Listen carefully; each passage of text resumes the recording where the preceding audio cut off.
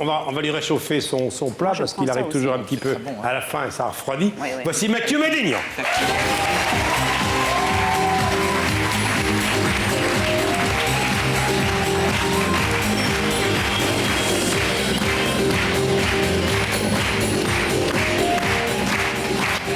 Mathieu Madénian, l'homme le plus drôle du 11e arrondissement. Exact. C'est son slogan, il est au point virgule du mercredi au samedi et il a une belle chemise neuve. Exact. Oh là là. Ouais, c'est la classe. On sent que vous avez rencontré les Black Eyed Peas hier. hein. Mais non, on rencontre des stars. C'est ça qui est bien. Les Black Eyed Peas, Ariel Dombal, Ronald McDonald. Ça fait du bien de te voir. On s'est Je pas peux vu. avoir un Happy Meal, s'il te plaît? Je déconne, ça va. Mathieu, on s'est pas vu depuis longtemps. Hein. C'est vrai, parce qu'il y a eu Roland Garros. Bah oui. Non, c'était le Tour de France, on te dit. Non, C'est vrai, Roland ouais. Garros. non. Oui. Il prend. Oui.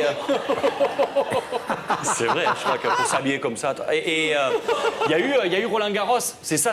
Je préfère Wimbledon, moi. C'est beaucoup mieux. Roland Garros, c'est pas la classe. Le gagnant, il repart avec un saladier. Ouais. Le finaliste, il part avec quoi? Un appareil raclette ou quoi? Je sais pas, c'est débile. En plus, on est mauvais au tennis, c'est ça qui est dingue. Il n'y a pas de Français.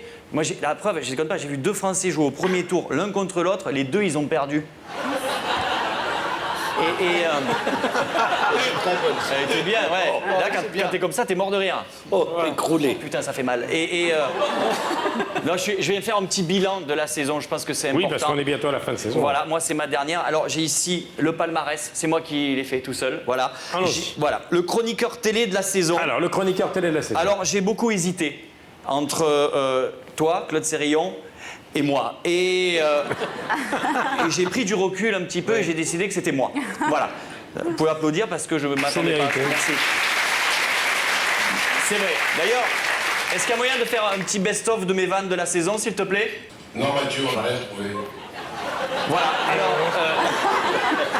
il n'a pas cherché, ça va. Et en tout cas, j'ai un scoop pour vous, Michel Drucker. Je continue l'année prochaine, j'accepte la proposition. Oui. Parce que j'aime travailler avec vous, il y a une super ambiance. Et puis, et puis voilà. Ça me touche. Et puis parce que TF1 m'a dit non. Alors, Mais vous n'avez pas demandé notre avis à Claude et à moi. mais toi, t'es viré, c'est pour ça. Alors, voilà. Mais c'est... Vous savez pas? Mais je déconne, c'est la classe de travailler avec vous. Alors, des chroniques. Non, mais sérieux, d'un côté, Claude Sérillon, j'ai noté, présentateur du JT, intervieweur des plus grands, critique littéraire, créateur d'émissions cultes comme Édition spéciale ou Géopolis. De l'autre côté, Jean-Pierre Coff. Voilà. Alors, je continue avec. Le flop de la saison. Alors, le flop de la Le saison. flop de la saison, c'est Silence ça pousse sur France 5. Voilà, ça n'a pas été trop regardé. Alors Silence ça pousse, c'est une émission sur le jardinage et pas sur la constipation. Voilà, je le dis. Les gens, voilà, chaque semaine, c'est une plante différente qu'ils mettent à l'honneur.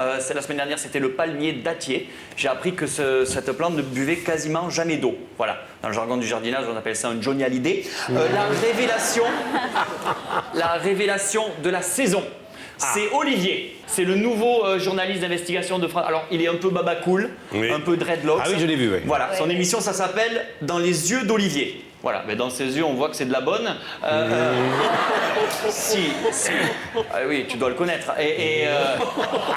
La dernière émission, c'est dans un pénitencier. Je suis allé voir des prisonniers. On n'a pas vu la fin de l'émission parce qu'ils n'ont pas laissé sortir. Alors, le téléfilm de la saison, c'est Victor Sauvage sur TF1. Voilà, avec Reichmann. Alors, c'est la chaîne concurrente, on peut en parler. Moi, j'ai regardé, il joue le rôle d'un vétérinaire et honnêtement, moi, c'est pas crédible. Parce que Reichmann, pour moi, c'est un animateur, c'est pas un comédien. D'ailleurs, le singe jouait vachement mieux que lui.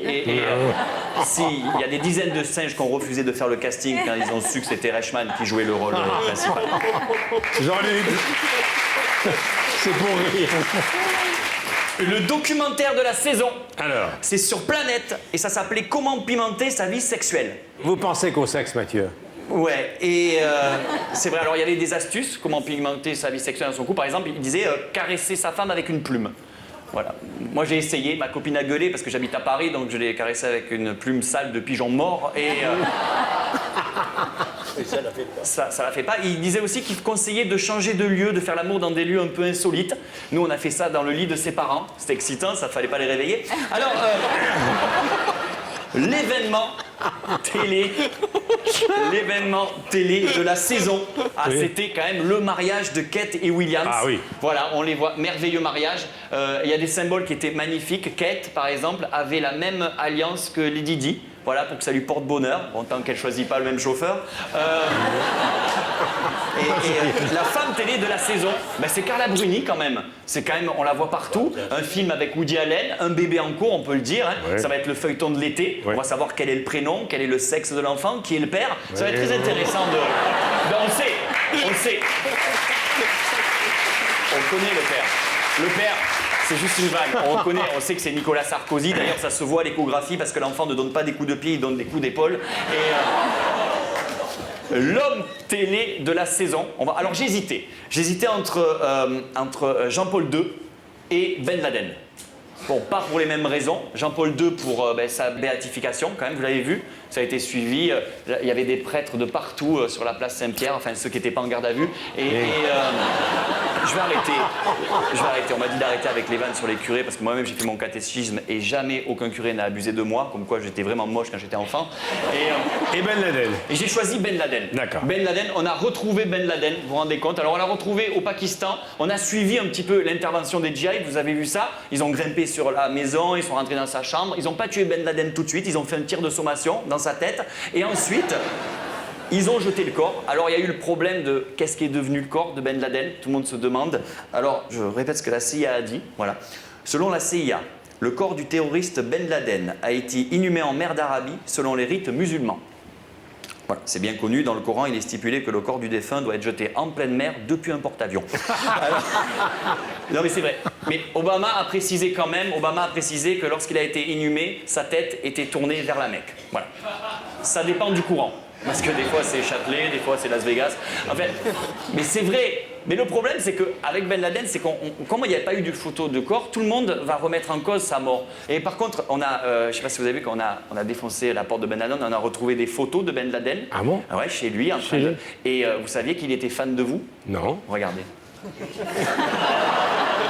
Il regardait Vivant Dimanche. Le TF5 arrive là-bas, mais c'est une image fixe. Exactement. Il paraît qu'il regarde Il l'image restait fixe. sur vous. Voilà, C'est bien, c'était mon Mathieu. palmarès de la saison. Eh ben, c'est très bien. Mathieu Madignon.